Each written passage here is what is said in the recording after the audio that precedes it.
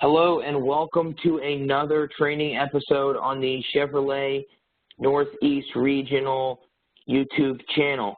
This is our fourth episode in our Google My Business series. This episode is going to be focusing on tracking your progress. I'm joined again by Brian Kirsch in this mini-series. Brian is going to walk you through tracking your progress on Google My Business. Thank you, Josh, and greetings to everyone. Again, as you go to log in to your Google My Business account, that'll be business.google.com. Go ahead and click on Sign In at the top right, and then you'll want to sign in with the account that has all the access and permission for your Google My Business listing. Now, this is all going to be found over here on the left-hand side under the Insights tab.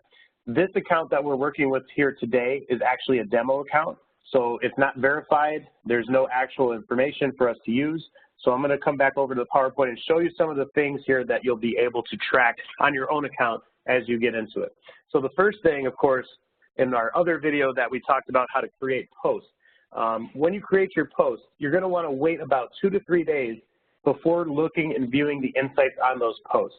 And what will happen is in 2 or 3 days, you'll start to see some metrics compile at the bottom. It's going to show you how many views each post had, as well as how many clicks it had. You can go through and edit these posts, tweak them as you desire to.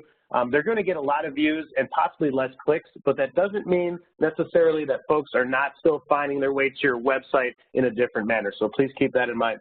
The first thing you'll see under the Insights tab is how customers search for your business. You're going to be able to filter this down. Please note that all of these charts only are going to house a 90 days of data. So Google's only going to keep 90 days of data on there.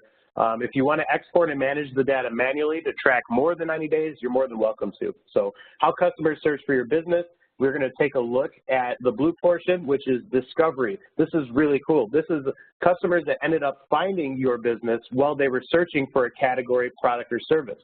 So it's going to tell you how many folks did that and your specified time frame. Of course, you can change this from a month to the different criteria to a week and a quarter. When you click on the green section, it's going to show you folks that found you directly, so they went searching for your particular business name or your address. As you scroll down from there, the next item you'll see is where customers view your business on Google. So are they seeing your listing showing up on search, which will be by clicking on it on Maps. That's going to be the orange area, so you can click that just to view the search information.